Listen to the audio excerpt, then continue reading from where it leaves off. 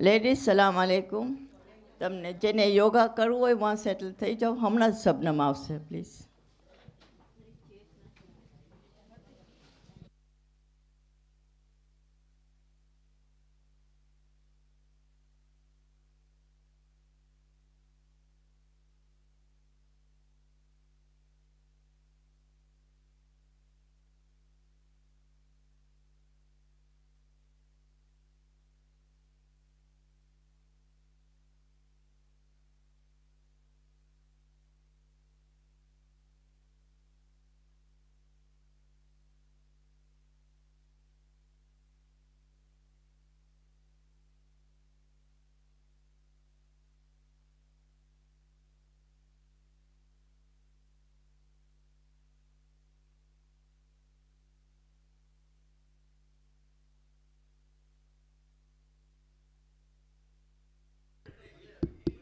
Muhammad wa ali Muhammad salawat. We are ready now for our walk in the Baitul Salah. Please come and join us.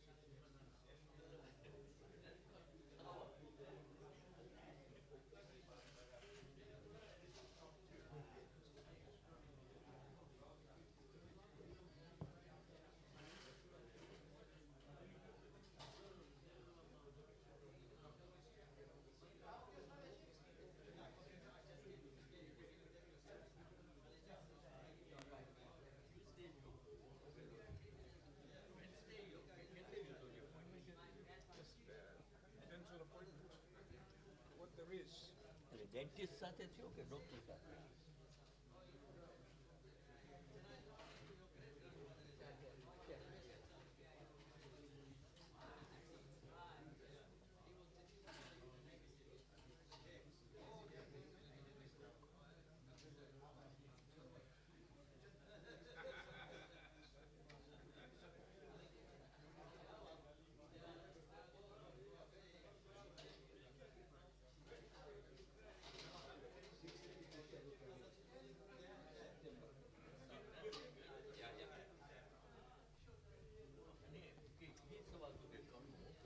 પાસે વિના છો તો બધા હિત જોઈતા.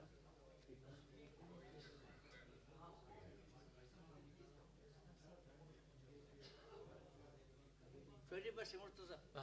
مين بنا؟ أنا بدنا بروبي كتك بريدنج أيوه. لكن أقول هو كي بدأ I go for it جاهز.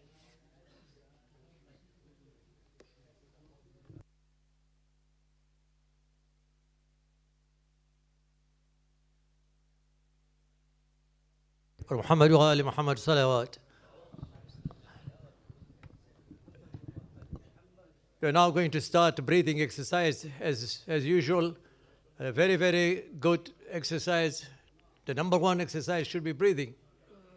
It's called pranayam. Pranayam yoga. Pranayam yoga, you see.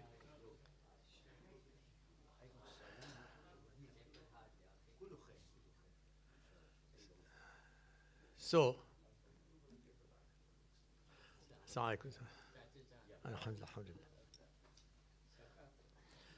so the first exercise that we'll be doing is Anulom Vilom. We've done this before many times. I hope you haven't forgotten it. So just block this part of the nose. Just see this. He's here. Block this part of the nose. Breathe in. Block here, the other part of the nose. Then block. Then breathe out from here. You got the trick how to do it. Now, don't remove that. Stand by. Leave it there. Now breathe from that side. Here. Sorry, I get confused myself now. Now here.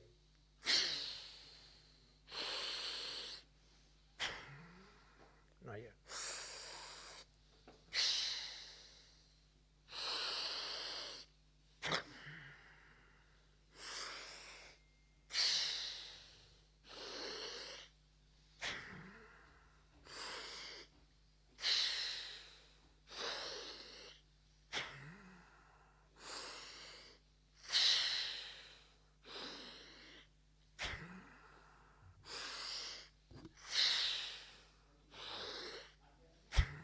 You do this about 10 times every day in the morning, which is very good, especially for people having heart problems, you see.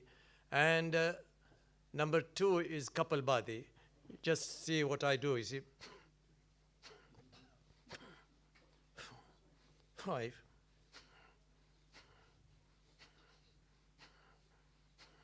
Now, the third one is Bumblebee. Block your ears, all right?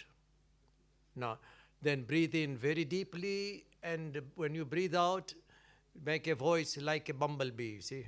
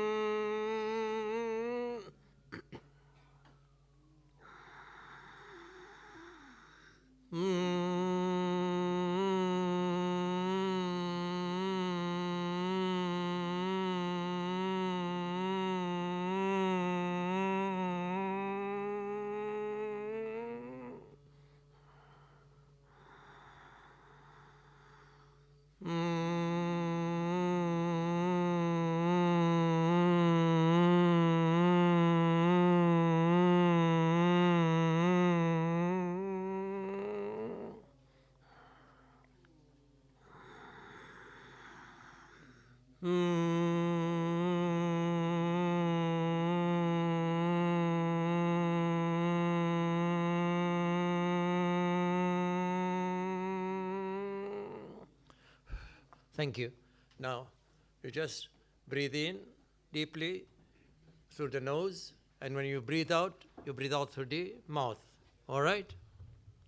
Right. Raise your hand. Breathe in as you raise your hand.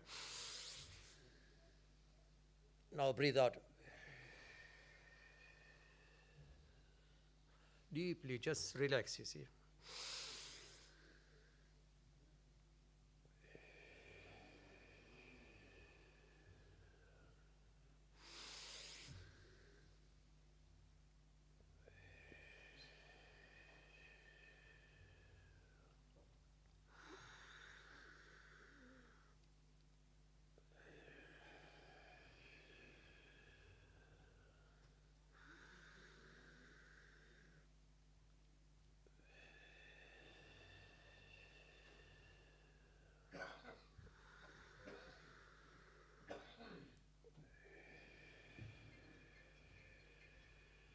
Now let us do 4, 7, 8.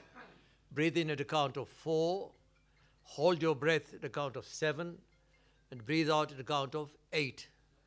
Do this 4 times, and as you build up, then you add it up to 8 times. All right? So just when you breathe in, make sure that your tummy is out and not your chest. Sometimes we make mistakes, you see. Okay, all right. Breathe in 4 times.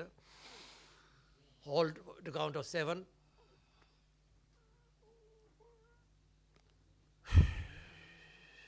Now when you breathe in, like the way they do the yoga, put your tongue behind your teeth here.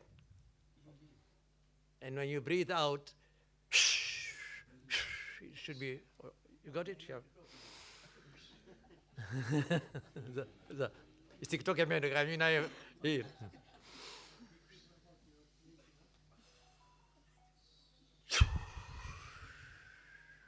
This is what Dr. Weil says, not me.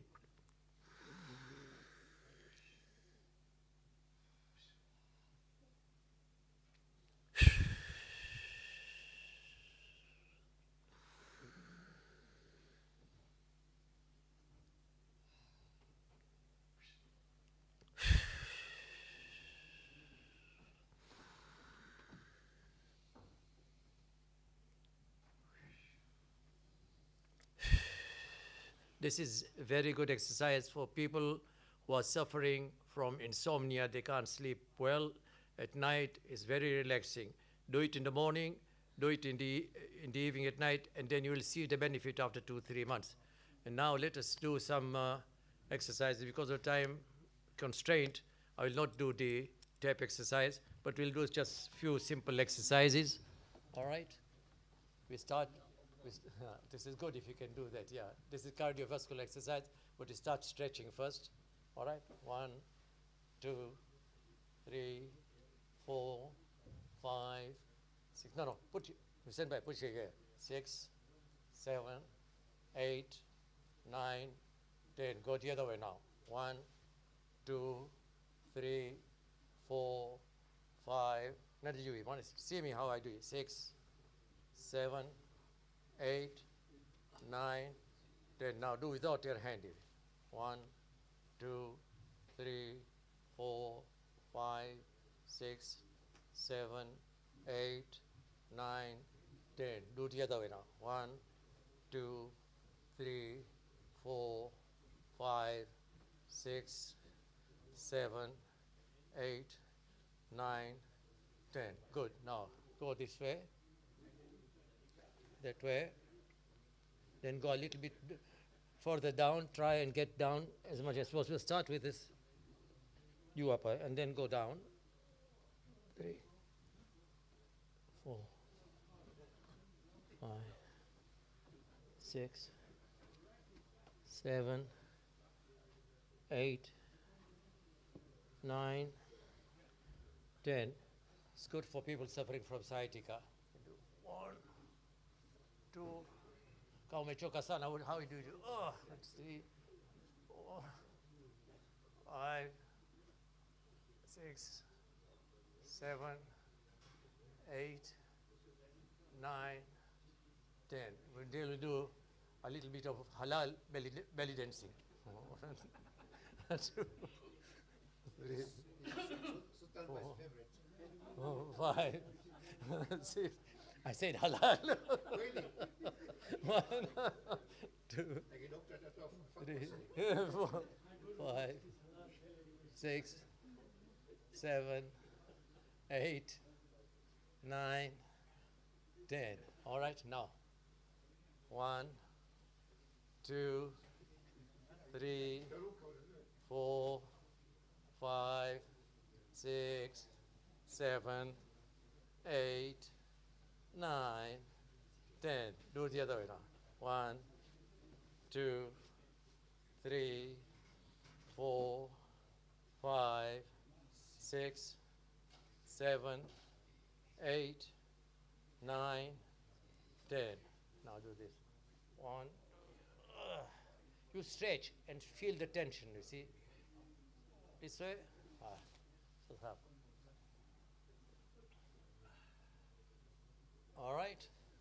Okay, stretch your leg. Go this way.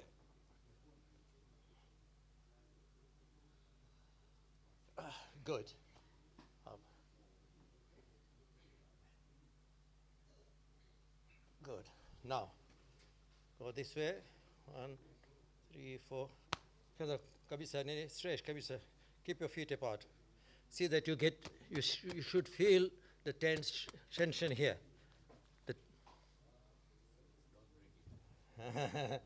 Then go the other way. All right? Now, try and raise your leg if you can, but hold the chair. Just raise this way. Come at the chair. You may not be able to do it. Just raise your leg. Come at the chair, otherwise you'll fall down. This is good for balance, you see. Do the other one.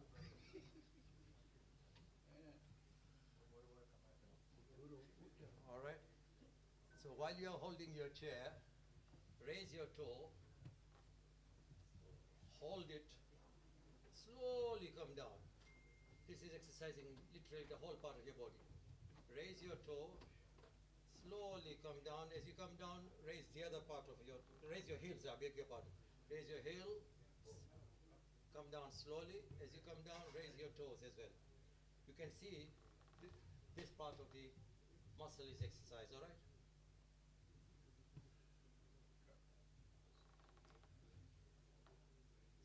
Slowly, gradually. Do this regularly. Now this is the last exercise, but start with just a little here only. This is good for balance. Here. So as you do it, then slowly go up and hold it a bit, then come down. Start kidogo chini, and then you come up.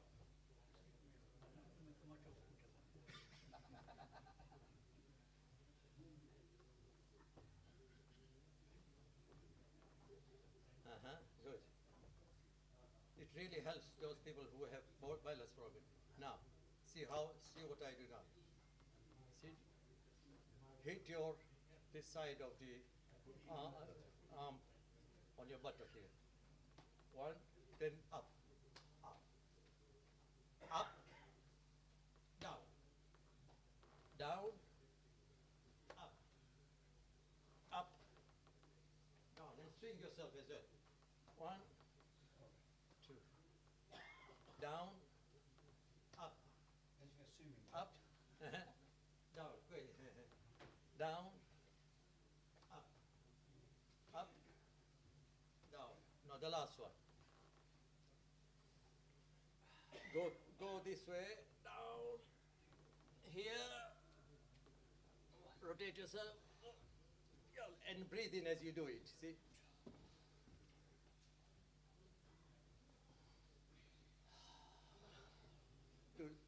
See how I do it. This is a very good exercise.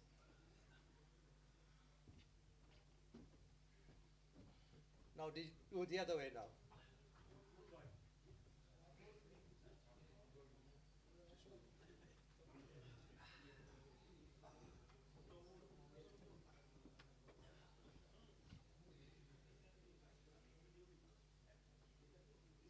Alhamdulillah. Ahsan.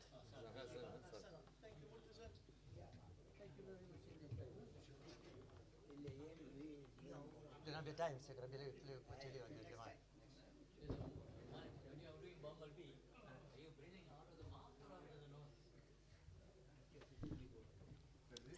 Bumblebee, you just bumblebee. There's nothing to do with the nose. No, breathing. Are you breathing out of the mouth? No, breathing in and out through the nose.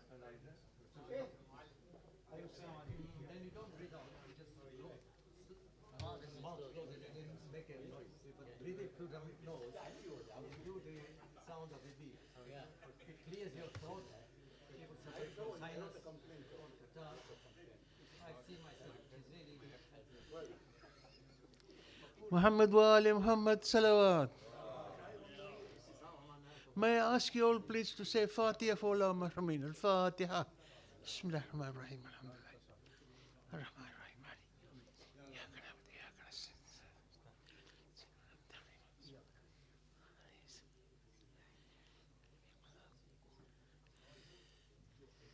May I please ask Said Bhai to recite surahs from the Quran, please? Thank you.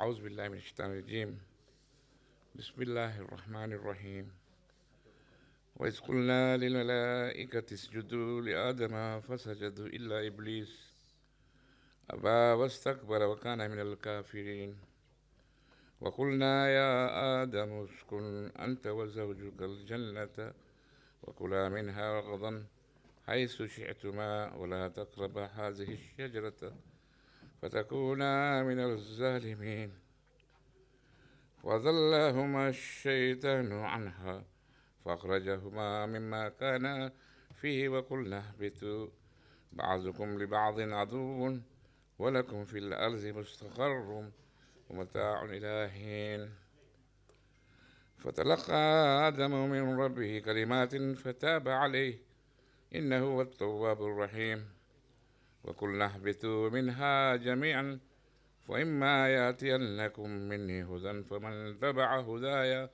فلا خوف عليهم ولا هم يحزنون والذين كفروا وكذبوا بآياتنا أولئك أصحاب النار هم فيها خالدون يا بني إسرائيل اذكروا نعمتي التي أنعمت عليكم وأوفوا بأهدي أوفي بأهدكم وإياي فارهبون وآمنوا بما أنزلت مصدقا لما معكم ولا تكونوا أول كافر به ولا تشتروا بآياتي ثمنا قليلا وإياي فاتقون صدق الله العلي العظيم اللهم صل على محمد.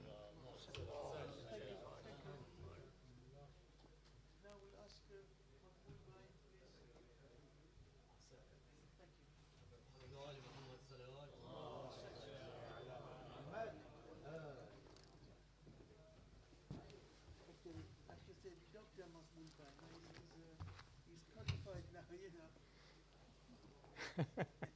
Not yet, until we get jalebi.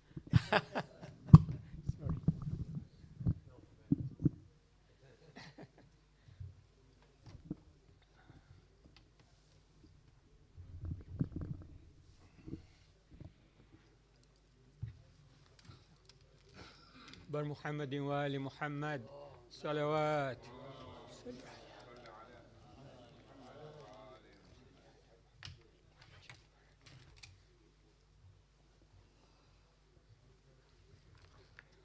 سورة المباركة الفاتحة.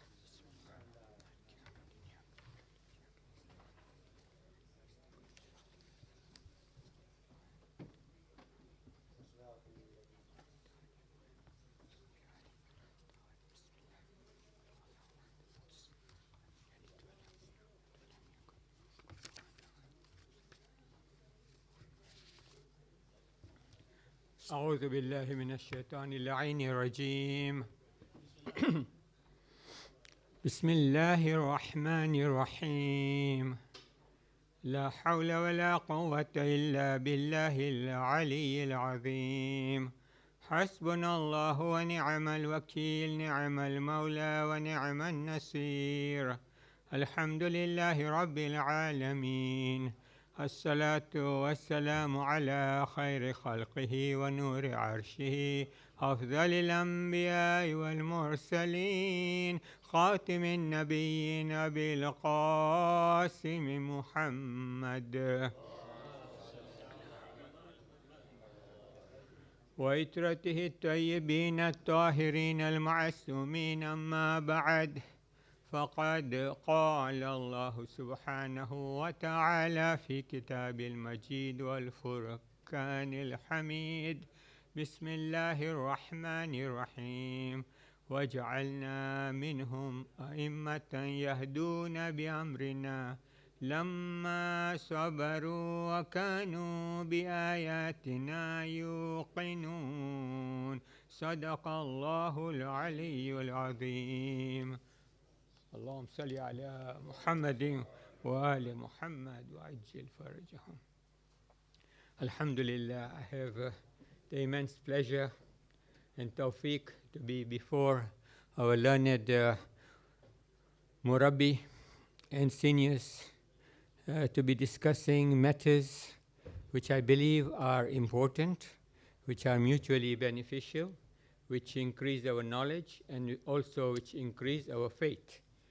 So I have, following the fact that we have had intense period of majalises, of Ayyam Muharram, Ashra, Ashra Zainabiyah, I want to talk about a subject which is related, which is connected, which has got next year's with the Ayyam that we have gone through.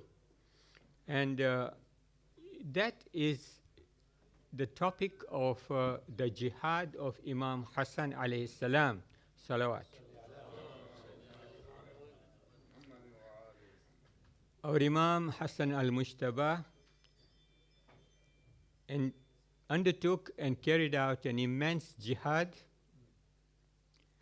which then led to the jihad of Imam Hussein alayhi salam,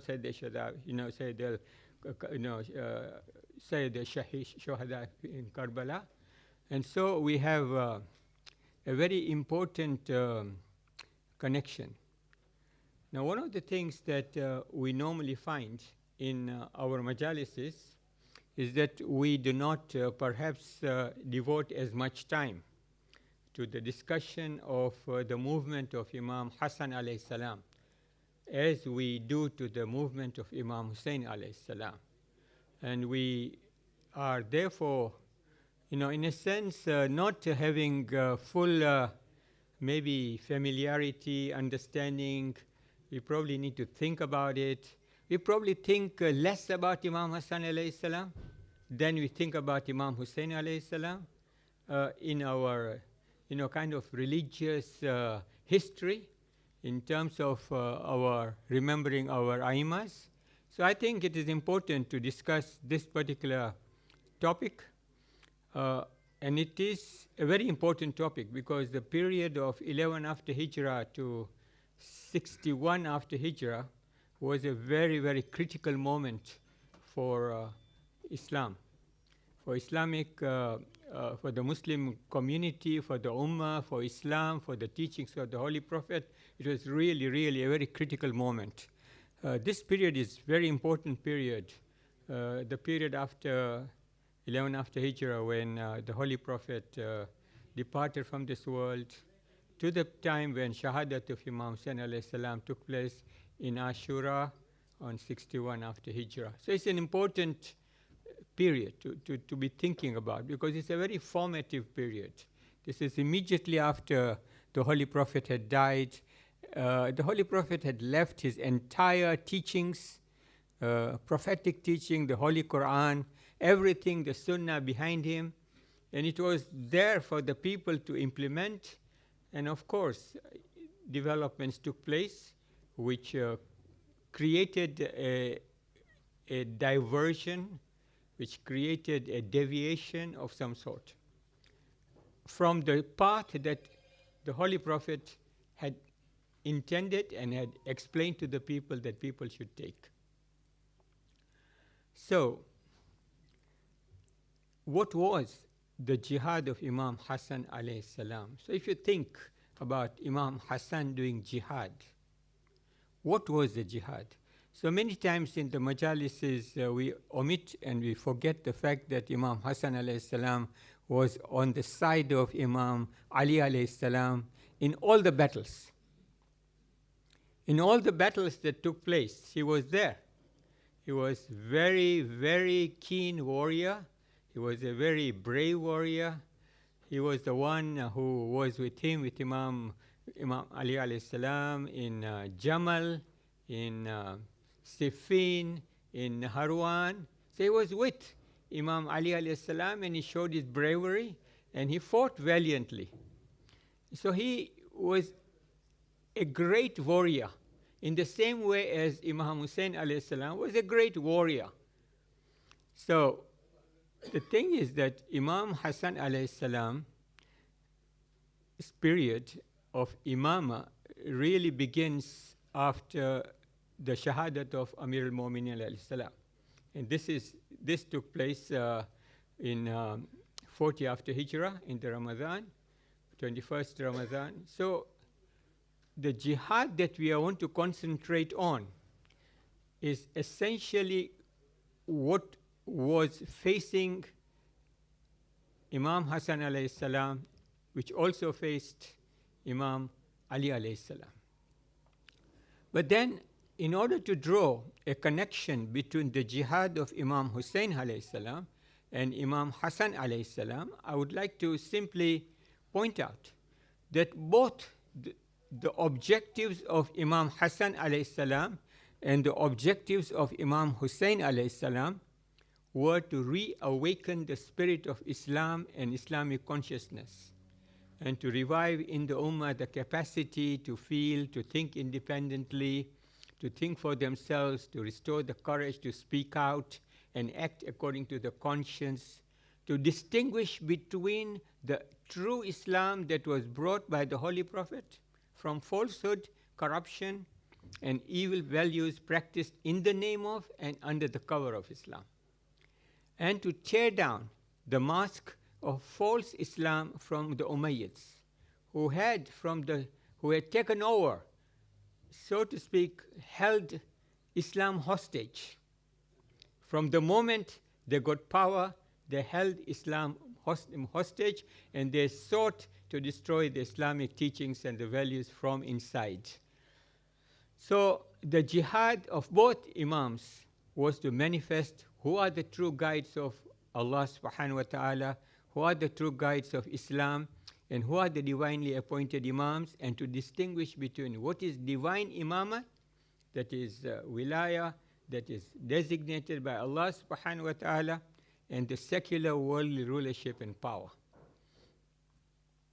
So one question is, why did Imam Hassan alayhi salam prepare for and mobilize for war against Muawiyah after the shahadat of Imam Ali alayhi salam in 40 after Hijrah? Why? So we know that Muawiyah had mutinied. He was a rebel. He was a person who had been appointed as a Khalifa right from the time of the second. He was appointed as a governor right from the time of the second Khalifa. And he stayed there for a long time as the governor, and he became very established in Sham. And Sham, which is currently, you can say, Lebanon, Palestine, Jordan, and Syria, all together. It's a huge, huge province. And of course, a lot of wealth crept in because of the expansion of the Muslim empire, and the governors, including Muawiyah, had immense wealth. They had truly, truly immense wealth. Because one of the things we should bear in mind is that after the Holy Prophet's passing away, a lot of things happened in the Ummah. The first thing that happened was there was civil disorder. And this civil disorder were some people who opposed the Khilafah of the first Khalif, they rose. They were resisting it. So, for example, Malik ibn Numayr would not pay the dues, religious dues, to Walid ibn Khalid. So, he wouldn't give it. He said, you are not the rightful successor. That's one side of people.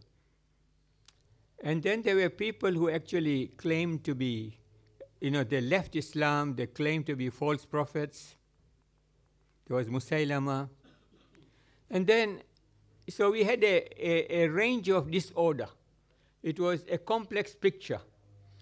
And all of that was against the Khilafah that had been created in Saqifa, the man-made Khilafah that had been created. So we have a Khilafah, de facto Khilafah, that has been created in Saqifa, and a lot of disorder is taking place. So the first Khalifa entered into the Ridha Wars. The Ridha Wars are the wars against apostates, as in history says, these are the wars against the apostates. But in the way in which these apostates were now being categorized, everyone was being categorized as an apostate. Everyone who opposed the Khilafah of Abu Bakr was being categorized as an apostate. So now we had a very mixed picture. So everyone was being treated that way.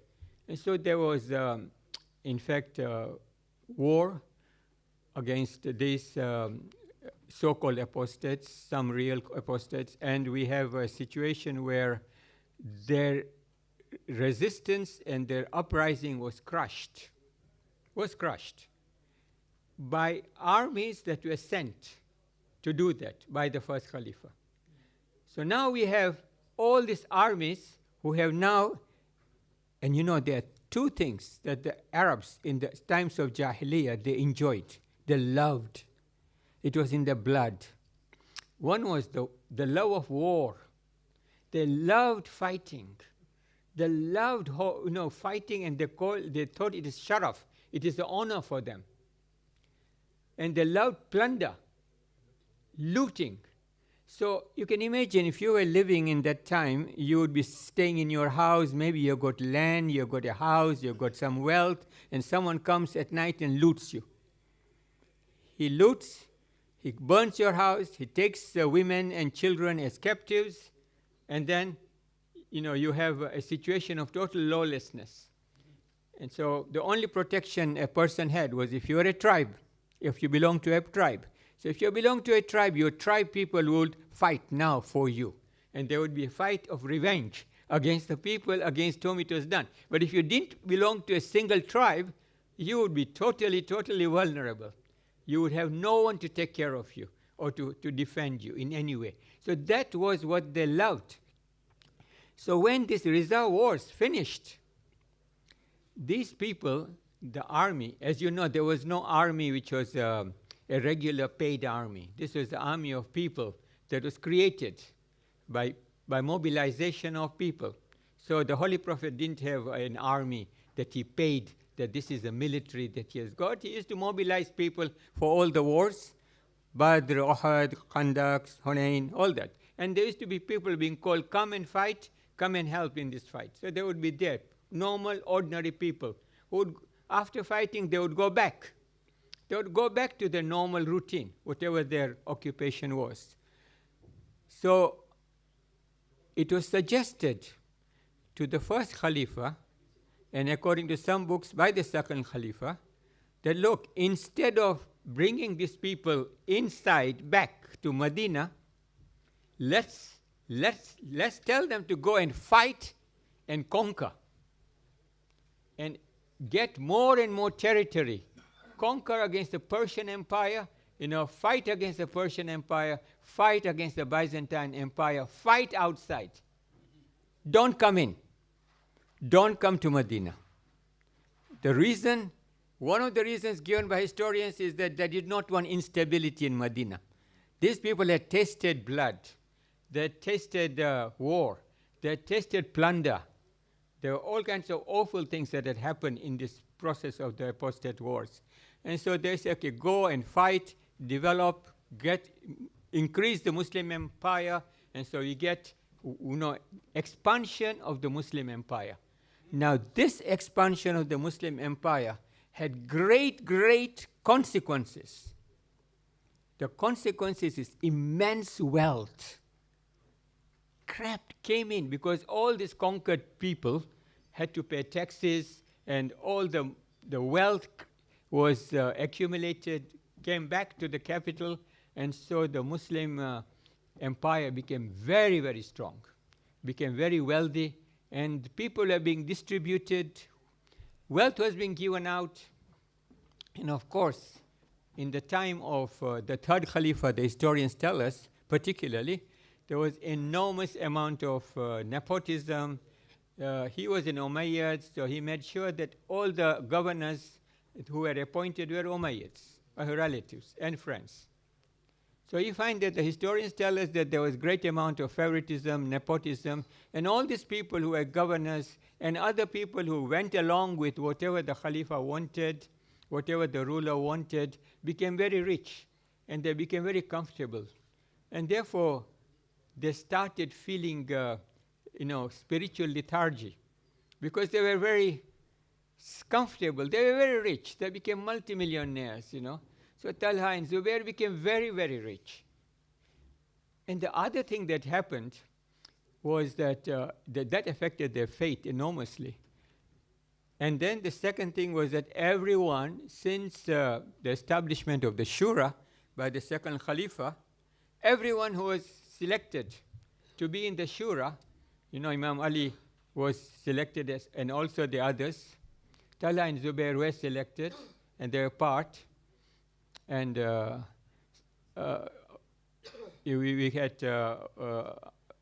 we also had Ibn Waqqas. Sayyid ibn Waqqas was also selected. So we get all of them thinking that they are now qualified to be Khalifa. So everyone wanted to be Khalifa. So the other thing that happened, that everyone wanted to become ruler. And this love for rulership was the cause of many problems that were faced down the line. So now coming back to the point that Imam Ali alayhi salam had already started mobilizing against Muawiyah. He had already started mobilizing against Muawiyah at the time when he was martyred. Now, you recall that before that, the first battle that Imam Ali alayhi salam had to face immediately after being forced upon to be Khalifa by the people of Medina. It was forced upon him, as you'll see in the sermon of Shakshakiyah. Imam Ali said, I don't want you, Khilafah. After 25 years of, such changes in the whole system, I don't want this Khilafah. But it was forced. He said, you are the Imam. It is obligatory for you to take care of the situation, because there is total lawlessness. You have to restore law and order. And law and order has to be restored.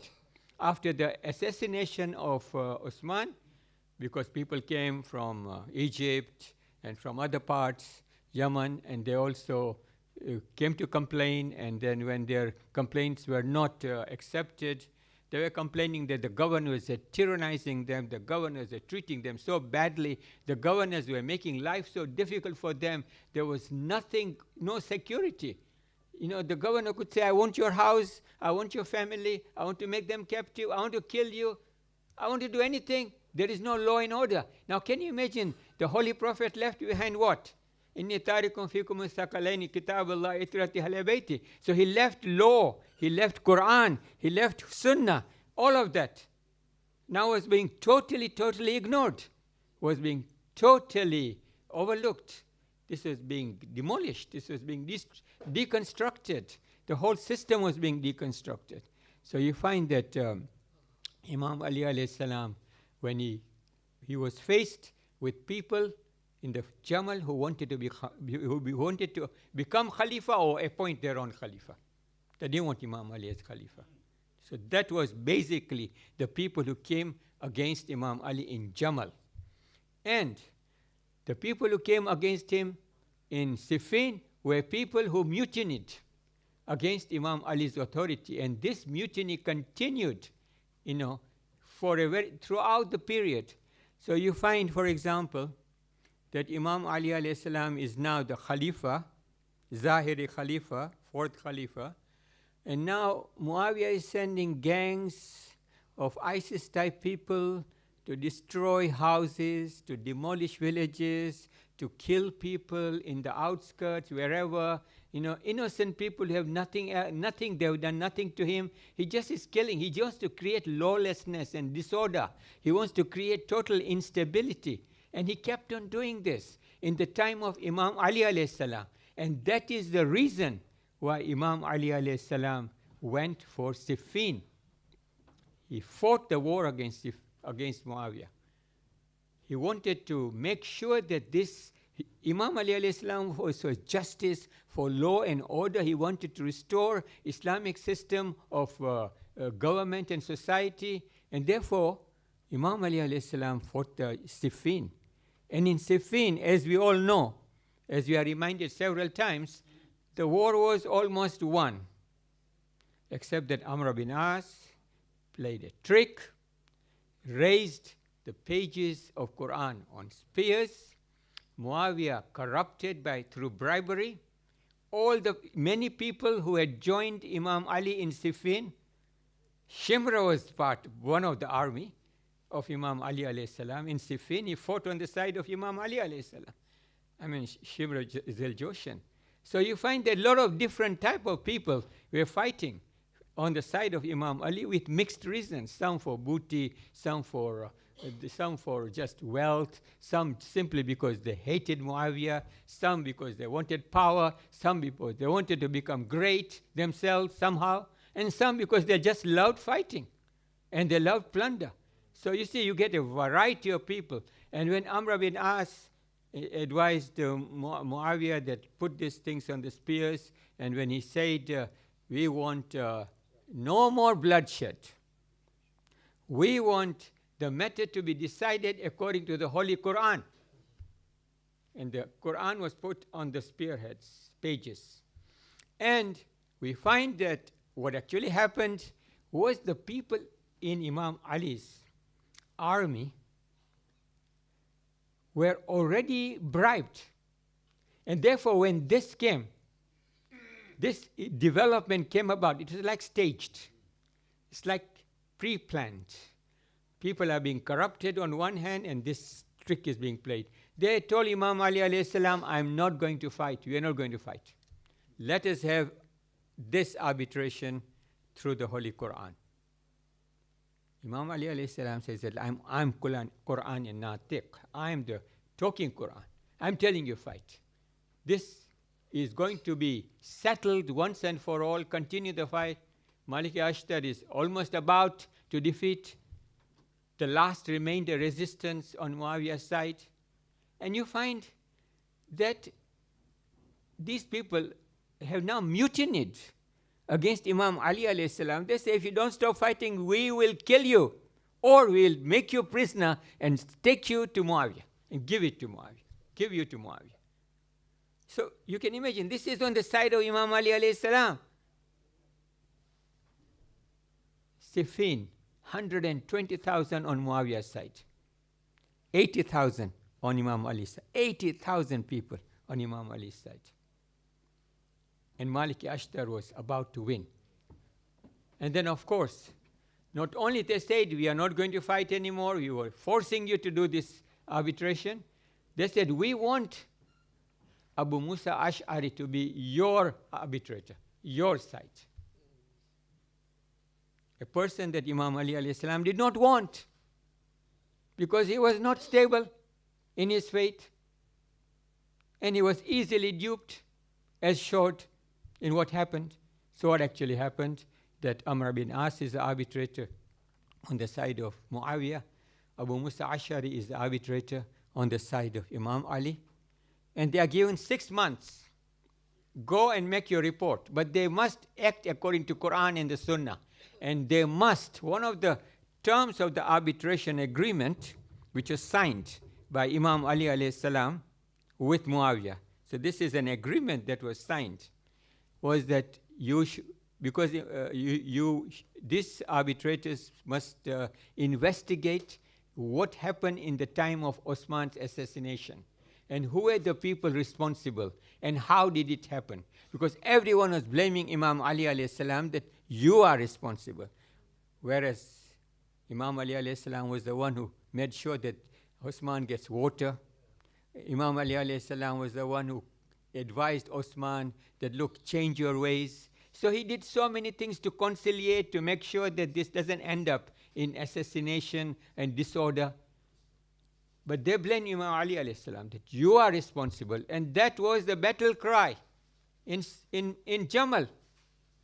Talha and Zubair, who were very keen to make sure that they become Khalifa themselves, and they were quite instrumental in instigation against Osman, were the people who were fighting against Imam Ali alayhi salam in the name of vengeance for Osman.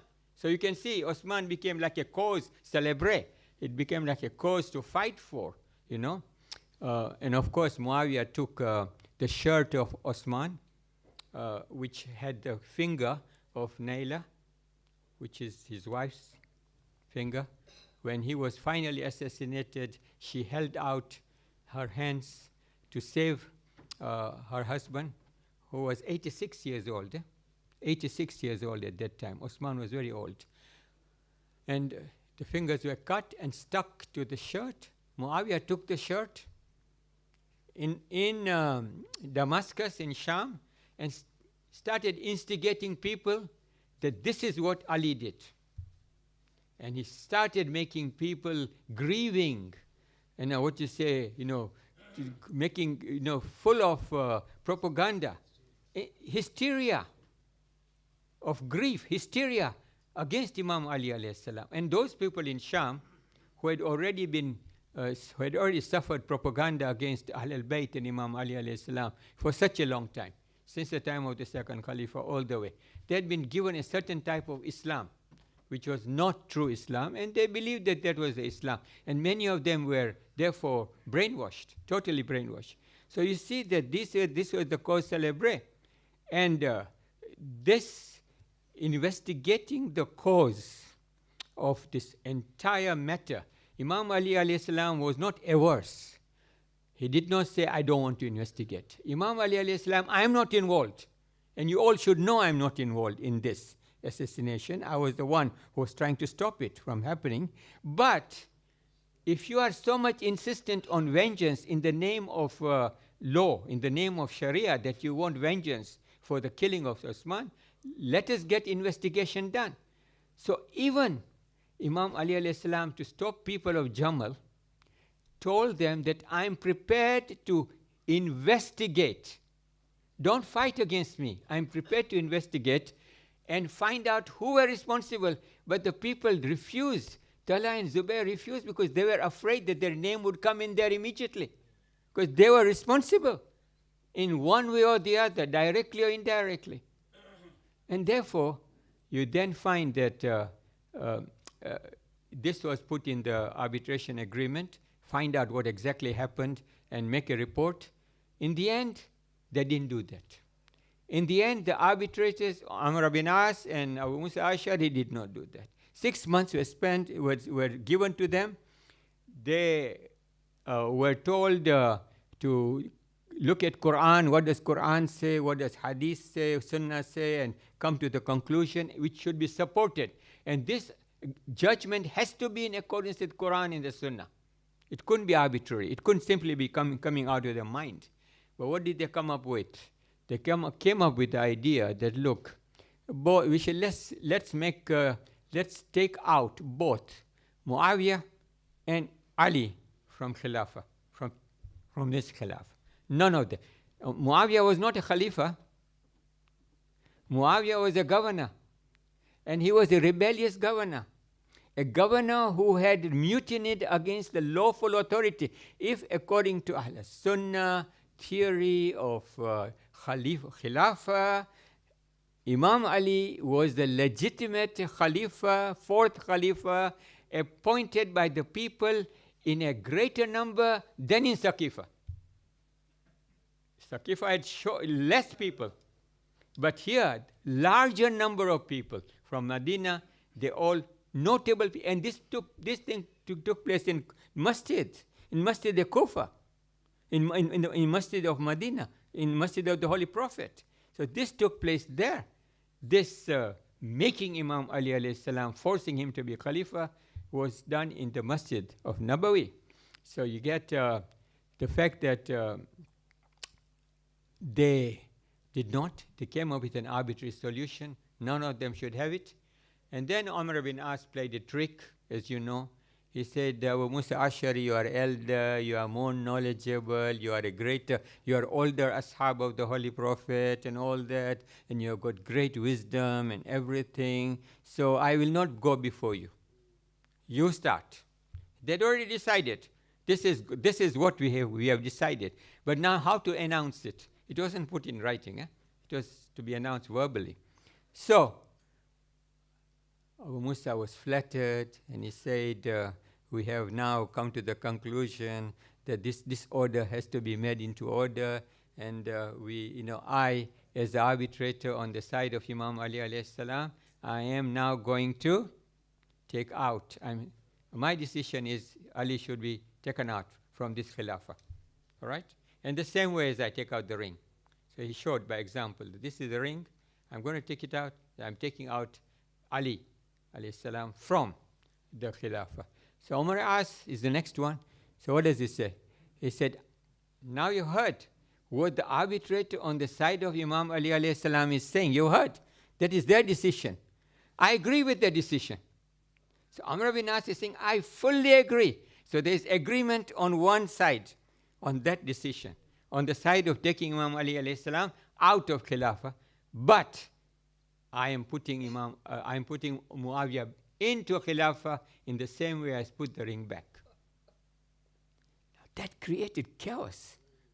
Now the very people who had been bribed by Muawiyah before to accept this arbitration, the very people had been bribed that, look, we are going to give you, Muawiyah said, I'm going to give you a lot of presents and a lot of gifts and positions. When Muawiyah went back to Damascus, he said to these people, no, I did not tell you anything. I did not promise anything to you. And those people said to Imam Ali, they were very annoyed, they were very angry because they didn't get, they were bribed, but they didn't get the bribery. So what they said to Imam Ali, let's fight. So Imam Ali says, I can't start fighting. We have given them 6 months, and they have to look at Quran and Hadith. And until we find out whether their decision is in accordance with Quran and Hadith, we cannot fight. And so this gives rise to the Khawarij, and Imam Ali alayhi salam then has to fight Naharwan. So Imam Ali alayhi salam was already in mobilization mode against Muawiyah, because he had decided that now that Siffin had become a fiasco, the arbitration had become a total fiasco, he had to finish the matter.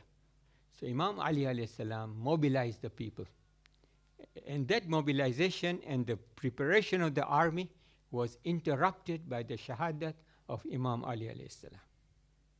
So after Imam Ali alayhi salam shahadat, Imam Hassan alayhi salam, who is designated by Imam Ali alayhi salam as the next Imam, and who is accepted by the people of Kufa.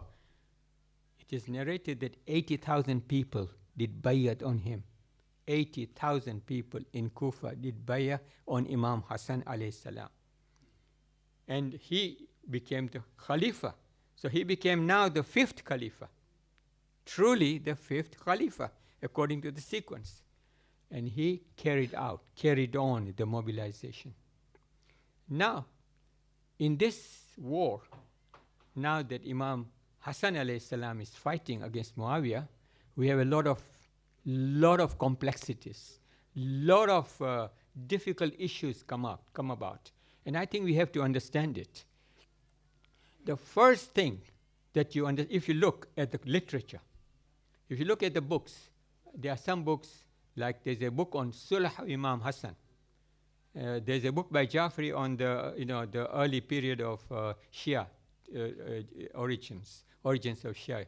There's a book which has been taken out, all by Ansarian publication, a book on Imam Hassan alayhi salam and Khilafah. There are several books. Maybe there are more books that are coming up now. But these books are there that you can read. You'll see that the key thing if you look at the trump card that Muawiyah had in Siffin, what is the trump card? Arbitration on the basis of Quran. That was the trump card. It's a red herring, right? Where it's a trump card that was used to divert, confuse, and disunite people. So people became disunited and became totally, kind of fighting each other. Because not everyone agreed that, the fighting should stop. Others said we should continue. Malik Ashtar was very keen to fight himself. But Imam Ali alayhi salam said you must stop because of this problem. But we find that now, in this particular instance, we have a situation where the trump card of the Holy Quran pages is used in Siffin. But remember, and I just want to make this point, in Jamal, what is the first thing that Imam Ali alayhi salam did before he started the war? The first thing, he sent a young pious man, and told him that you are going to be shaheed, but I'm sending you without any arms, with the Holy Quran. I'm sending you, recite the Holy Quran and ask for people to do things in accordance with the Holy Quran, to follow the Holy Quran and not to fight anymore. And he went with the Holy Quran open. He recited the Quran to them and he told them that you must stop fighting. Ali is a legitimate Khalifa. This is against Islam, what you are doing, all of you. What happened? They shot arrows and arrows and arrows on him until his body was full of arrows. And he died. So the body is brought back. Fighting hasn't started yet. Imam Ali hasn't started fighting yet. Then Imam Ali alayhi salam, the history narrates that he sent someone else to do the same thing. And he again is met with the same fate. So now you can see when Quran is being brought in Jamal, the whole Quran, and people are being told to stop fighting, what is the response? When Quran pieces are being given on the spearheads in Siffin, that was a ruse. That was a kind of a strategy. That was not something that they did not believe in the Holy Quran, and they did not believe that they would follow the Holy Quran.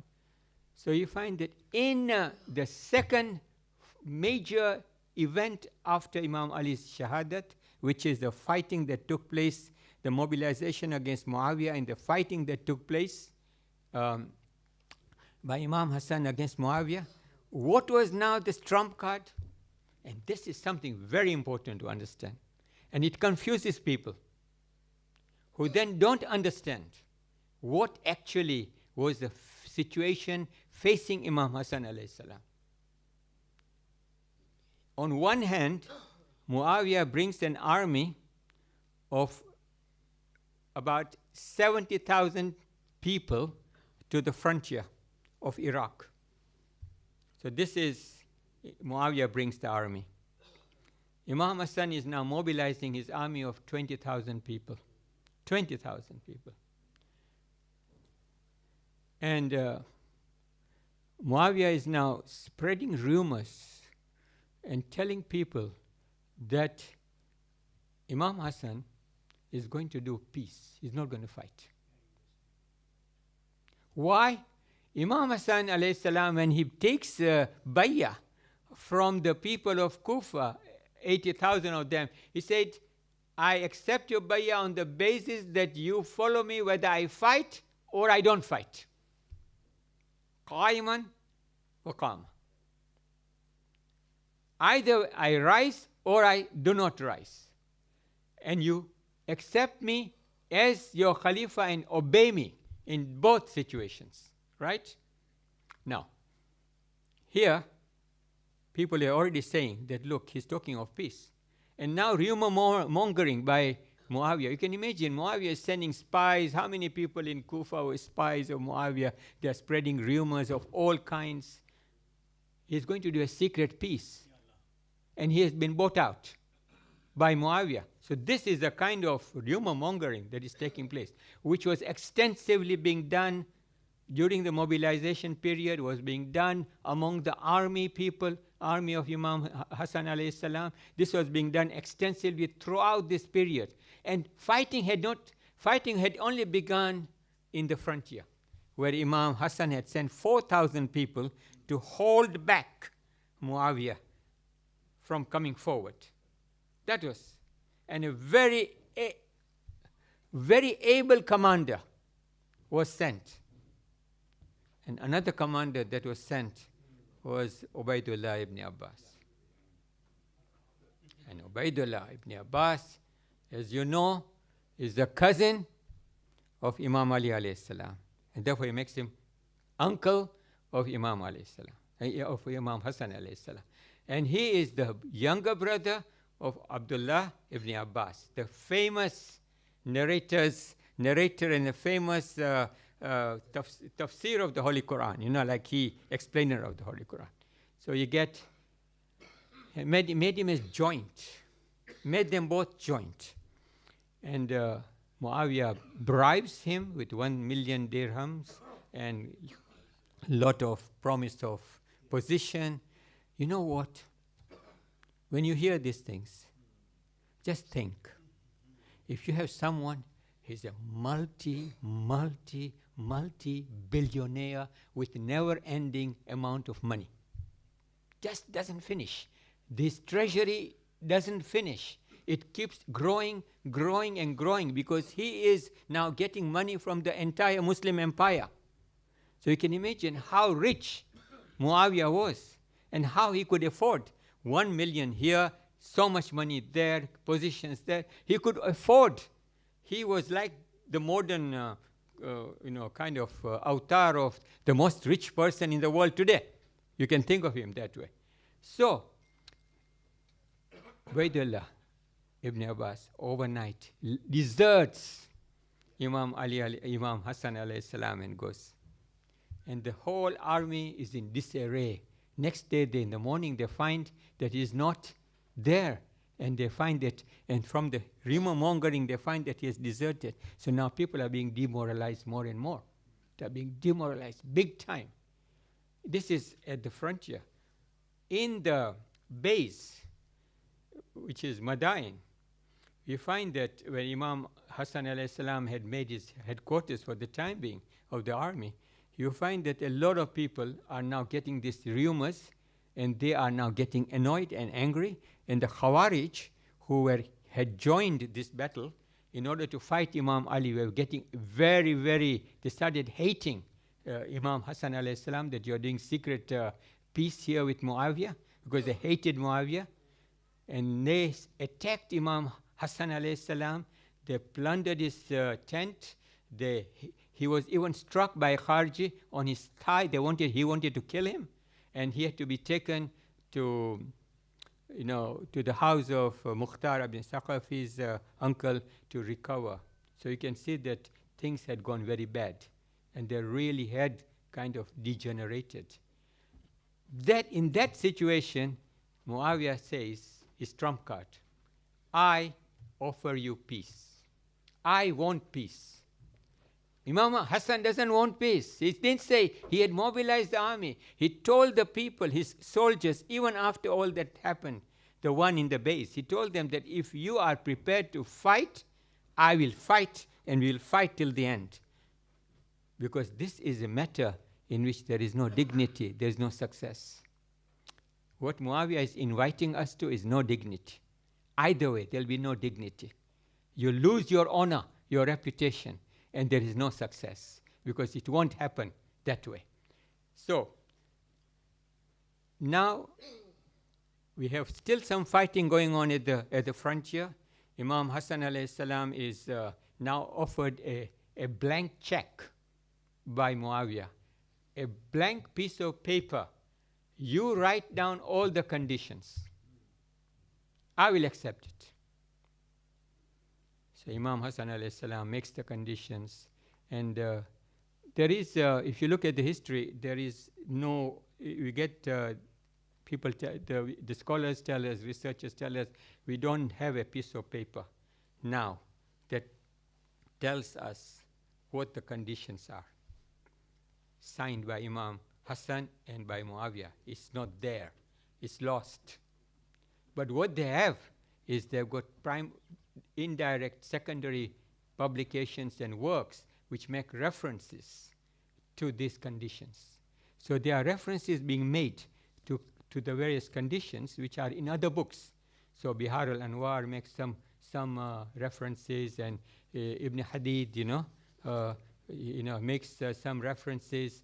So it is now collected. So when these books are written, they say we take this, that, and reconstruct a picture of what the peace treaty was like. So the peace treaty was, firstly, and this is according to maybe the most scholarly of these books, because there are all kinds of things that are being narrated which are, there's a variation. Some of it is not true. So one is, the first item was authority, and the other thing I must make clear that I haven't been able to get the Arabic script of these references. So, but it seems to me that Ansarian had done a good job in translating it. There's Tariq al-Tabari as well, is there. Yes, yeah, it's there, but it's one of the sources. So now, one was that Muawiyah will be given authority. This is rulership, provided he acts according to the book of Allah, that is the Quran, and the Sunnah. So this is what is agreed. Okay, there are other things which I don't want to talk about because it'll going to take more time. So I'll just give you the primary, the most accepted. And that authority after Hassan should be, the authority will be, after Muawiyah's death, will be back to Hassan, Imam Hassan alayhi salam. Okay. And that is accepted. And that, the other thing is that people will be safe from Muawiyah's persecution wherever they are, whether in Sham, Iraq, Hijaz, Yemen, and he should give security to people regardless of whether they are black or red people, they are whatever race. He should be forgiving of their slips, of their things. He should not persecute them. He should not punish the Iraqis for the hostility, because this war was mainly Iraqi soldiers from Kufa, so they should not be persecuted. And then he said the other thing was that the companions of Imam Ali, the Shias of Imam Ali, should be given security wherever they are. They should not be exposed to any evil of Muawiyah. The companions should be given security over their lives, properties, women, and children. They should not be pursued and exposed to tyranny or any evil, and they should be given their rights. So it's like a constitutional provision, like human rights. Muawiyah should not seek secretly or openly a plan or a calamity against Imam Hassan, nor against Imam Hussein, nor from any member of the family of the Holy Prophet, nor should he frighten them or persecute them in any way. So now these are there's one more where people have had a reference to trying to understand why did Imam Hassan, why are the historians telling us that this is the one that he asked for, is that Imam Hassan should divide 1 million dirhams among the sons of those, family members of those, killed with the commander of the faithful in the battle of Jamal and in the battle of Siffin, to take care of them. So it is like giving them money, blood money, for the deaths which were the responsibilities, directly or indirectly, coming from Muawiyah. In any case, if Muawiyah is going to be administrator, if he is going to be, because he was not being made a Khalifa really, he was just being given administration and governorship, and he was being told, these are the conditions under which you should rule. So I'm making a ruler. So de facto, it is not Khilafah that is being given to Muawiyah by Imam Hassan. It is like giving a position of, say, maybe administrator or ruler, but not Khilafah. And then, so they said they should be given, the people who died in Jamal and in Siffin, they are the people whose relatives and the family members, and the money should come from taxes of a particular town. Taxes from one particular town, which is called Dar Abjad. So this is as accepted provision. There are other provisions that are not accepted, that Imam Hassan asked for money, regular salary, regular this. That is not accepted because, as you know, this is something that there's a lot of variation, and some of it is definitely, if you analyze it, is not true. Imam Hassan alayhi salam would not accept Sunnat Shaykhain if Imam Ali alayhi salam did not accept Sunnat Shaykhain. So, clearly there are many variations that have crept into this peace treaty, which, are not true, but I've given you that. So this was the red herring. What is the strategy? Now, final point. What is the strategy of Muawiyah? He said, I'm going to offer peace treaty. I'm going to make sure that the army is disunited and disloyal, and there is total chaos in the army, and I'm going to bribe them one way or the other, and I'm going to create disorder and loss of morale in the army of Imam Hassan. On one side, on the other side, I'm offering peace treaty. If he does not accept, I'll force it on him. I'll force this on him through the same strategy. And if he accepts, I will not implement a single condition. I will not implement a single condition of the peace treaty, and this is what his strategy was, his grand strategy. And he said, if he doesn't accept, if Hassan doesn't accept, then history will say he wanted to fight and cause bloodshed, and the people will say he loved bloodshed. And if he does accept, it will be not implemented. And Muawiyah, when he enters the Masjid al-Kufa and he makes a speech after the signing of the treaty, he makes a speech and he says, I did not come here to make you religious, to make you pray, to make you according to Islam. I came to rule over you. And all I want from you is obedience. Whatever I want, you do.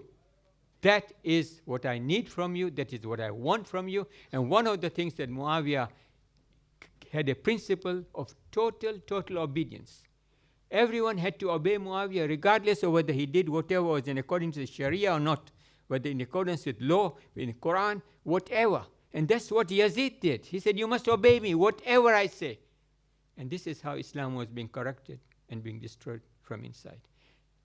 I think I'll end here, but I think I've given you a kind of a core analysis of how we should look at the peace treaty and how Imam Hassan alayhi salam did this peace treaty for the sake of exposing Muawiyah. After the peace treaty, people began to understand the full evil of Muawiyah because he did not implement any one of them. And he continued to persecute and kill the Shias. And the last point is that when Imam Hassan alayhi salam went back to Medina, he had 10 years in Medina before he died, before he was poisoned by Muawiyah.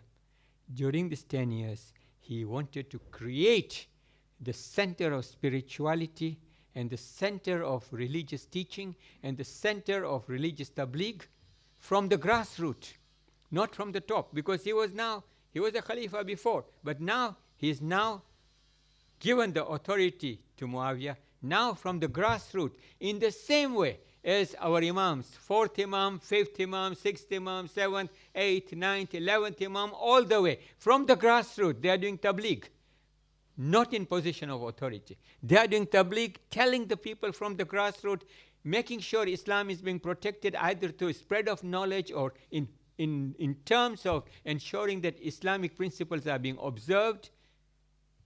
That's what Imam Hassan did. And when Imam Hussein alayhi salam is asked after the shahadat of Imam Hassan by people, rise and fight against Muawiyah. He said, no, I will not fight against Muawiyah. According to history, as long as this agreement is in place. But if you see the reality, what is the reality? The reality is Imam Hassan and Imam Hussein were together in this peace treaty. They were together hand in hand, and they applied the peace treaty throughout. So after the shahadat of Imam Hassan, we get Imam Hussein alayhi salam for 10 years. He is on the treaty, on the peace treaty, but he is making sure from the grassroots that there is spirituality, tabligh, protection of Islam from the grassroots, from among the people. And Imam Hassan became so successful in doing that, that Amr bin As tells Muawiyah, do you know Hassan has become more popular now than he was when he was Khalifa. He has become more popular. Now his influence has increased. People are, people of Medina and people outside are now accepting him. You are going to lose power. So Muawiyah gets him poisoned. The fact that Muawiyah had to poison him, thought that he had to poison him, get rid of him, was the fact that Imam Hassan alayhi salam was successful in his jihad. His jihad was successful. Imam Hassan alayhi salam was successful. Imam Hussein alayhi salam remained on the jihad of Imam Hassan for 10 years. And he showed that these two brothers are in the same jihad. So the jihad of Imam Hassan and the jihad of Imam Hussein are the same. One leads to the other. That is what is very important for us to understand. Salawat. Got 5 minutes if somebody wants to make a comment. Thank you very much, Makbulbhai. It's very, very interesting, very enlightening, very comprehensive. Thank you. You see, he ran it. He did not fulfill and appointed his own son, Yazid. The irony is this. The second Khalif, who promulgated, who advocated Shura for the appointment of Uthman, is the same Khalif who went completely against Shura when he appointed the first, when he contrived. You can see all these contrivances which is happening. Anyway. Yeah. And another thing, I don't know if you are aware, generally the Sunnis, they say Muawiyah radiallahu anhu, but I've observed there is one section of the Sunnis, they do not. They condemn Muawiyah completely. Just for information. I think that's very right, because you see, the thing is, when you talk about the Khulafa, the first and the second, people are not able to say much things, but because they are very popular. When it comes to the third Khalifa, history is very categoric that he was, in the last 6 years of his rule, he was very, very despotic. He was, nepotism and favoritism, and he let his relatives do whatever they wanted in every province, and that people had suffering under him, and there was tyranny. So that is accepted. And it is also accepted that Muawiyah, you see the misdeeds of Muawiyah and what he did is an important subject in itself. If you think that, this is something that one needs to consider, that if you look at and analyze how Muawiyah became powerful, what made him powerful? When Abu Sufyan went to Imam Ali alayhi salam just after Saqifa and told Imam Ali alayhi salam that if you are the person who should get this khilafah, you are the mustahaq of this khilafah. If you want, I can bring into the streets of Medina thousands and thousands of warriors to fight for you and to restore khilafah to you after Saqifa. And what does Imam Ali alayhi salam say? Since when were you the friend of Islam? Since when you were the friend of Islam? So you clearly, our history, if you go backwards, the Karbala, tragedy of Karbala exposes Yazid, and the jihad of Imam Hassan exposes Muawiyah, and the linkages between what happened before Muawiyah. This is during the time of the Khilafah, Zahiri Khilafah of Imam Ali alayhi salam, implicates everything else. Implicates Osman, And we then see that the best thing we can say is there has been a diversion, a deviation from the straight path that the Holy Prophet left behind. And that it was slow process, people didn't notice it, but people started noticing in the time of Osman, in the time of Muawiyah, and in the time of Yazid. Mwalim, it is very well researched, and the way you presented it, it actually drew a picture on the whole society at that time, and Muawiyah's deeds. Beautiful, you must have spent a lot of time. Recently, when I was in Leeds, we were talking about Imam Hassan's whole strategy for the fact that he did what he did. And you're right, and it's very right that you said that it's hardly portrayed by our ulamas from the mimbar. Especially, you only get this one time during his shahadat that we refer to Imam Hassan. Not even on the Ramadan, because we are busy fasting and waiting for iftar, so you don't get time to talk about it. It's only the sulus, the 11 points, and that's it, But the fact that you have portrayed this in such a beautiful way, and I totally agree with the research, because we did a big talk on that in Leeds recently. I just want to say thank you for the time you must have spent and bring it to us. Mashkoor. Hassan, thank you. I mean, this is, I agree that we don't talk about Imam Hassan enough. We talk a lot about Imam Hussain alayhi salam, but we don't talk about Imam Hassan alayhi salam. And therefore, and then when we do talk, I always find that people start, and I find this quite jarring, quite difficult to understand and bear sometimes, that you find people find it necessary to start with all the accusations against Imam Hassan. So you start with all the accusations and try to say, no, these accusations were not correct, this is misinformation, propaganda. Whereas I think we can present Imam Hassan alayhi salam in the best light. Brave, shuja, someone who is with Imam Ali alayhi salam throughout. He was the one who went to Kufa and got 12,000 people to be mobilized to come for Jamal. Imam Ali sent him and Maliki Ashtar to Kufa, and he got 12,000 people because of his speech, his valor, his courage, his dignity. In Medina, when he was after the Sulah, when in Medina people used to see him, and they used to remember the valor and the dignity of the Holy Prophet. He used to remind people of the Holy Prophet. So there is so much positivity that one can indicate. One doesn't need to look at accusations and this and that. And some of the accusations are absolutely trivial. But what's the point of making trivial accusations and then spending a lot of time and explaining, no, this is not true, this is not true, this is not true. What have we achieved? Our Imam Hassan is one that we value, we are proud of.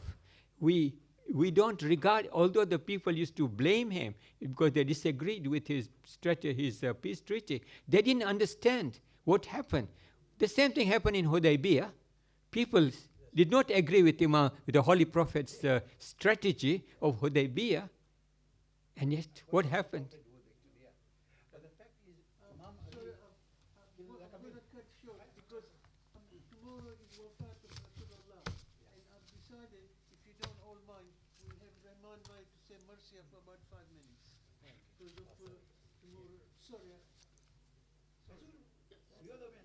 Sorry, because I think we'll have Marcia today 5 minutes. Rahman Bhai will do that. Samani, I took a lot more time than allocated to me today. No problem at all. اللهم صل على محمد وآل محمد.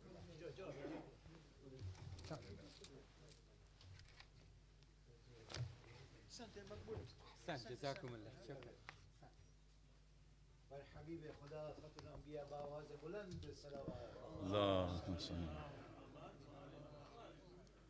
आओ ताबूत मोहम्मद का उठाओ लोगों, आओ ताबूत मोहम्मद का उठाओ लोगों, ساری دنیا کو وفاداری، ساری دنیا کو وفاداری سکھاؤ لوگوں، آؤ تابوت محمد کا اٹھاؤ لوگ، جس عقیدت سے بپا کرتے ہو میلاد نبی، جس عقیدت سے بپا کرتے ہو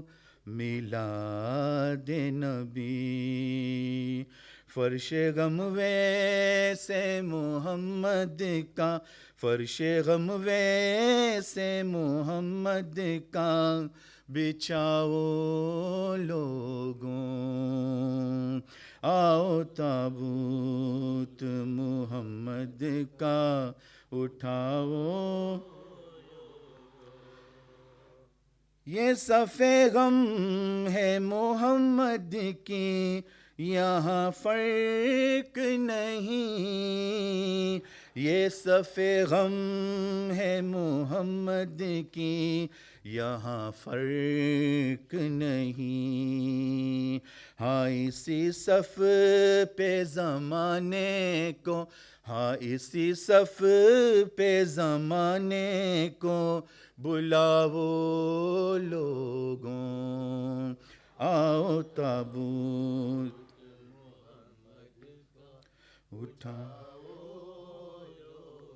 گھر میں ہے فاطمہ زہرا کے اندھیرا چھایا، گھر میں ہے فاطمہ زہرا کے اندھیرا چھایا، آج کی رات چراغوں کو، آج کی رات چراغوں کو بجھاؤ لوگوں، آؤ تابوت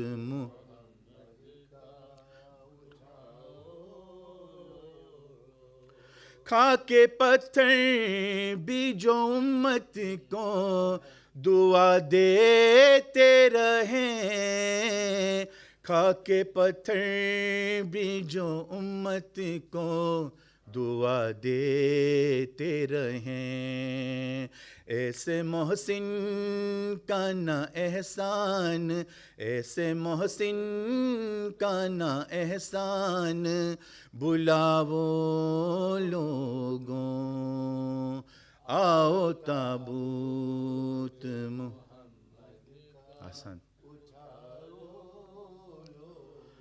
اپنے غم بھول کے دیتی ہیں خدیجہ یہ صدا، اپنے غم بھول کے دیتی ہیں خدیجہ یہ صدا، آنسو زہرا کی یتیمی پہ، آنسو زہرا کی یتیمی پہ بہاؤ لوگوں، آؤ تابوت محمد کا غم میں مظلوم کی رونا ہے نبی کی سنت، غم میں مظلوم کے رونا ہے نبی کی سنت، یہ حقیقت نہ زمانے سے، یہ حقیقت نہ زمانے سے چھپاؤ لوگوں، آؤ تابوت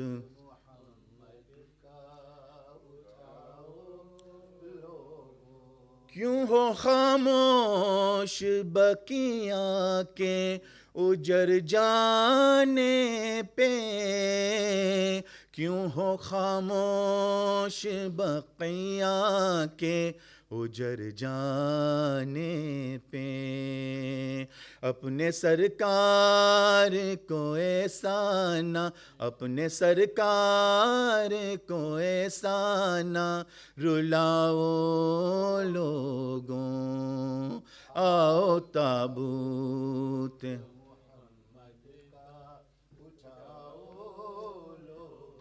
अपने बाबा की जुदाई में जो छुप कर रोई, अपने बाबा की जुदाई में जो छुप कर रोई, दिल उसी फातिमा ज़हरा का, दिल उसी फातिमा ज़हरा का बढ़ाओ लोगों, आओ ताबूत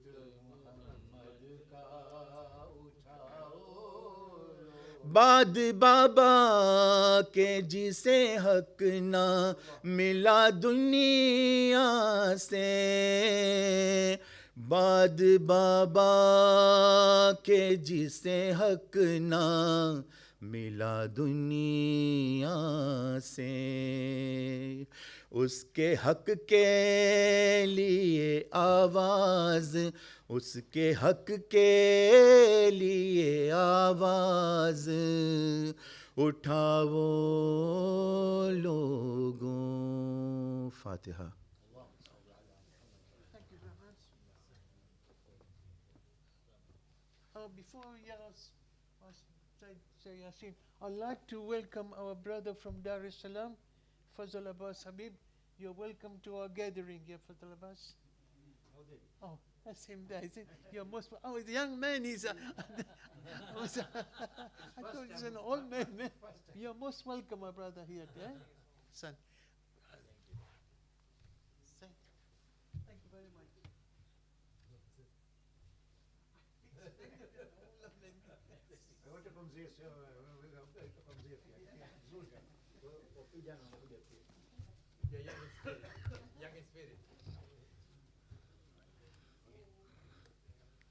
أعوذ بالله من الشيطان الرجيم. بسم الله الرحمن الرحيم. ياسين والقرآن الحكيم إنك لمن المرسلين على صراط مستقيم. تنزيل العزيز الرحيم لتنذر قوما ما أنزل آباءهم فهم غافلون. لقد حق القول على أكثرهم فهم لا يؤمنون. إنا جعلنا في أعناقهم أغلالا فهي للأذقان فهم مقمحون. وجعلنا من بين أيديهم سدا ومن خلفهم سدا فأغشيناهم فهم لا يبصرون. وسواء عليهم أنذرتهم أم لم تنذرهم لا يؤمنون. إنما تنذر من اتبع الذكر وخشي الرحمن بالغيب فبشره بمغفرة وأجر كريم. إنا نحن نحيي الموتى ونكتب ما قدموا وآثارهم وكل شيء حصيناه في إمام مبين. واضرب لهم مثلا أصحاب القرية إذ جاءها المرسلون إذ أرسلنا إليهم اثنين فكذبوهما فضلنا بثالث فقالوا إنا إليكم مرسلون. قالوا ما أنتم إلا بشر مثلنا وما أنزل الرحمن من شيء إن أنتم إلا تكذبون. قالوا ربنا يعلم إنا إليكم لمرسلون وما علينا إلا البلاغ المبين. قالوا إنا تطيرنا بكم لئن لم تنتهوا لنرجمنكم وليمسنكم منا عذاب أليم. قالوا طائركم معكم أئن ذكرتم بل أنتم قوم مسرفون. وجاء من أقصى المدينة رجل يسعى قال يا قوم اتبعوا المرسلين اتبعوا من لا يسألكم أجرا وهم مهتدون. وما لي لا أعبد الذي فطرني وإليه ترجعون. أتخذ من دونه آلهة إن يرد الرحمن بضر لا تغني عني شفاعتهم شيئا ولا ينقذون. إني إذا لفي ضلال مبين. إني آمنت بربكم فاسمعون. قيل ادخل الجنة قال يا ليت قومي يعلمون بما غفر لي ربي وجعلني من المكرمين. وما أنزلنا على قومه من بعده من جند من السماء ما كنا منزلين. إن كانت إلا صيحة واحدة فإذا هم خامدون يا حسرة على العباد ما يأتيهم من رسول إلا كانوا به يستهزئون ألم يروا كما أهلكنا قبلهم من القرون أنهم إليهم لا يرجعون وإن كل لما جميع لدينا محضرون وآية لهم الأرض الميتة أحييناها وأخرجنا منها فهم يأكلون وجعلنا فيها جنات من نخيل وعناب وفجرنا فيها من العيون ليأكلوا من ثمر ما عملت أيديهم أفلا يشكرون سبحان الذي خلق الأزواج كلها مما تنبت الأرض ومن أنفسهم ومما لا يعلمون وآية لهم الليل نسلخ منه النهار وإذا هم مظلمون والشمس تجري لمستقر لها ذلك تقدير العزيز العليم والقمر قدرناه منازل حتى عاد كالعرجون القديم لا الشمس ينبغي لها أن تدرك القمر ولا الليل سابق النهار وكل في فلك يسبحون وآية لهم أنا حملنا ذريتهم في الفلك المشحون وخلقنا لهم مثل ما يركبون وإن نشأ نغرقهم فلا صريخ لهم ولا هم ينقذون إلا رحمة منا متاعا إلى حين وإذا قيل لهم اتقوا ما بين أيديكم وما خلفكم لعلكم ترحمون وما تأتيهم من آية من آيات ربهم إلا كانوا عنها معرضين وإذا قيل لهم أنفقوا مما رزقكم الله قال الذين كفروا للذين آمنوا ونطعم من لو يشاء الله أطعمه إن أنتم إلا في ضلال مبين ويقولون متى هذا الوعد إن كنتم صادقين ما ينظرون إلا صيحة واحدة تأخذهم وهم يخصمون فلا يستطيعون توصية ولا إلى أهلهم يرجعون ونفخ في السور فإذا هم من الأجداث إلى ربهم ينسلون قالوا يا ويلنا من بعثنا من مرقدنا هذا ما وعد الرحمن وصدق المرسلون إن كانت إلا صيحة واحدة فإذا هم جميع لدينا محضرون فاليوم لا تظلم نفس شيئا ولا تجزون إلا ما كنتم تعملون إن أصحاب الجنة اليوم فيه شغل فاكهون هم وأزواجهم في ظلال على الأرائك متكئون لهم فيها فاكهة ولهم ما يدعون سلام قولا من رب رحيم وامتازوا اليوم أيها المجرمون ألم أعهد إليكم يا بني آدم أن لا تعبدوا الشيطان إنه لكم عدو مبين وأن اعبدوني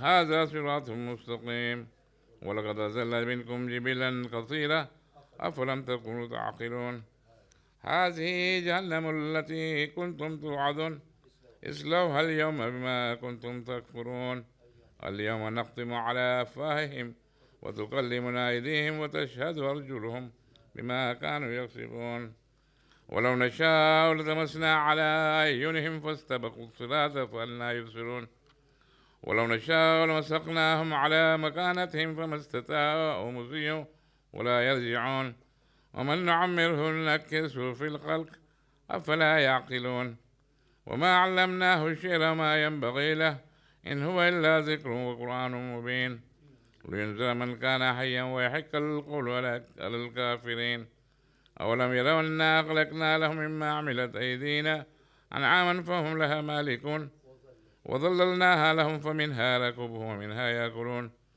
ولهم فيها منافع ومشارب أفلا يشكرون واتخذوا من دون الله آلهة لعلهم ينصرون لا يستطيعون نصرهم وهم لهم جند محضرون فلا يحزنك قولهم إنا نعلم ما يسرون وما يعلنون أولم ير الإنسان أنا خلقناه من نطفة فإذا هو خصيم مبين وضرب لنا مثلا ونسي خلقه قال ما هي يحيي العظام وهي رميم قل يحييها الذي ينشأها أول مرة وهو بكل خلق عليم الذي جعل لكم من الشجر الأخضر نارا فإذا أنتم منه توقدون أو ليس الذي خلق السماوات والأرض بقادر على أن يخلق مثلهم بلى وهو الخلاق العليم إنما أمره إذا أراد شيئا أن يقول له كن فيكون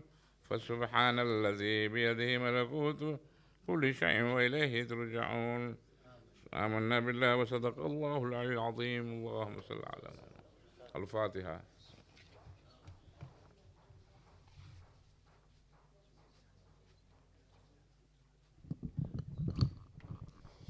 Mu'mineen, we have a request for Dua Shifai Mariz, Kusum by Alana, who is critically ill.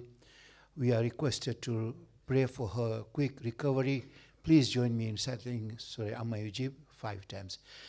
بسم الله الرحمن الرحيم أمن يجيب المضطر إذا دعاه ويكشف السوء أمن يجيب المضطر إذا دعاه ويكشف السوء أمن يجيب المضطر إذا دعاه ويكشف السوء أمن يجيب المضطر إذا دعاه ويكشف السوء أمن يجيب المضطر إذا دعاه ويكشف السوء يا الله يا الله يا الله يا الله يا الله.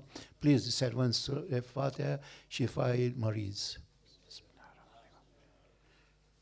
مالك يوم الدين إياك نعبد وإياك نستعين اهدنا الصراط المستقيم صراط الذين أنعمت عليهم غير المغضوب عليهم ولا الضالين. بسم الله الرحمن الرحيم قل هو الله أحد الله الصمد كذلك الله. Would you like to recite ziyarat? No? Sorry. توجه زيارة.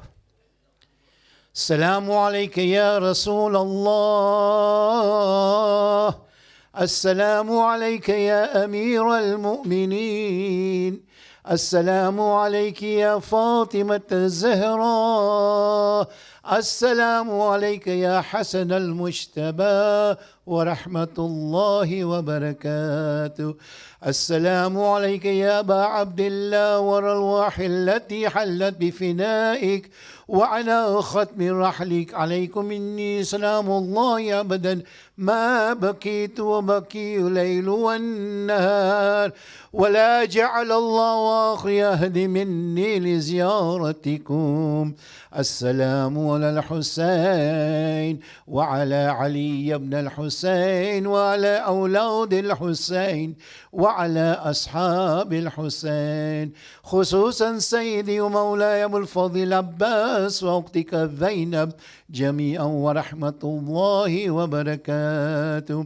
السلام عليك يا شمس الشموس وأنيس النفوس أيها المنفون بأرض توس الرضا المجتبى مولانا ومولى الكونين السلطان أبا الحسن مولانا علي بن موسى الرضا كن شفيعنا وشفيع والدينا في يوم الجزاء. وفقنا الله لزيارتك يا مولا ورزقنا الله شفاعتك في الدنيا والآخرة والصلاة والسلام على آبائك الطاهرين وابنائك المأسومين وعلى أختك فاطمة معصومة جميعا ورحمة الله وبركاته. السلام عليك يا حجة الله يا ابن الحسن يا صاحب الزمان السلام عليك يا عين الله في خلقي السلام عليك يا صراط الله السلام عليك يا سفينة النجاة فأزفني وأجرني صلواتك وعلى أهل بيتك الطيبين الطاهرين عجل الله لك ما وعدك من النصر وظهور الأمر ورحمة الله وبركاته.